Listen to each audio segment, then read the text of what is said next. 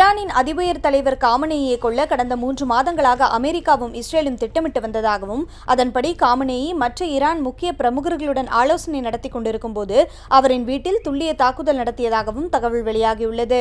இது தொடர்பாக CNN ஊடகம் வெளியிட்டுள்ள செய்தியில், கடந்த 1 மாத காலமாக காமனேயின் ஒவ்வொரு நடவடிக்கைகளையும் அமெரிக்க உளவுத்துறையான CIA கவனித்து வந்ததாக தெரிவிக்கப்பட்டுள்ளது. குறிப்பாக அவர் எங்கு தங்குகிறார், யாரை சந்திக்கிறார், எப்போது முக்கியமான தலைவர்கள் கூடுவார்கள், எப்போது தாக்குதல் நடத்தினால் சரியாக இருக்கும் என அனைத்தையும் அமெரிக்க உளவுத்துறை நுனி விரலில் வைத்திருந்ததாக தகவல் தெரிந்த நபர்கள் சிலர் CNN ஊடகத்திடம் கூறியிருக்கின்றனர்.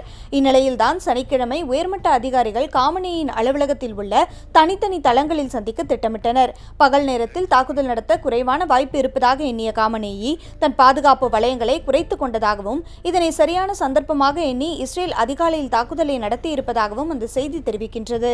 காமனேயின் நடமாட்டத்தை கண்டறிய தொலைத்தொடர்பு மற்றும் மொபைல் போன்களை CIA ஊடுருவி இருக்கலாம் என கூறும் வல்லுநர்கள், சில சமயங்களில் முக்கிய அதிகாரிகளுடன் தொடர்புடைய மெய்காப்பாளர்களின் நடமாட்டத்தை கண்காணிப்பது இதில் அடங்கும் என்கின்றனர். நீண்டகால கண்காணிப்பு என்பது அவர்களின் ஒவ்வொரு அசைவையும் அவதானிக்கும் திறனை உருவாக்கி தாக்குதலுக்கு துல்லியமான நேரத்தை உருவாக்கி தரும். இதை பயன்படுத்திதான் கடந்த ஜூன் மாதமும் அணு ஆயுத விஞ்ஞானிகளை குறிவைத்து இஸ்ரேல் தாக்கியது. சமீபத்தில் ஈரானில் நடந்த அரசுக்கு எதிரான போராட்டத்தை தங்கள் ஊடுருவலுக்கான வாய்ப்பாக உளவுத்துறை பயன்படுத்திக் கொண்டதாகவும், இந்த கண்காணிப்புகள் குறித்து ஈரான் அறிந்திருந்த போதும் பாதிப்புகளை அடையாளம் கண்டு சமாளிக்க ஈரானிய பாதுகாப்பு அமைப்பும் உளவுத்துறையும் தவறிவிட்டதே காமனேயின் உயிரிழப்புக்கு காரணம் என வல்லுநர்கள் கூறுகின்றனர்.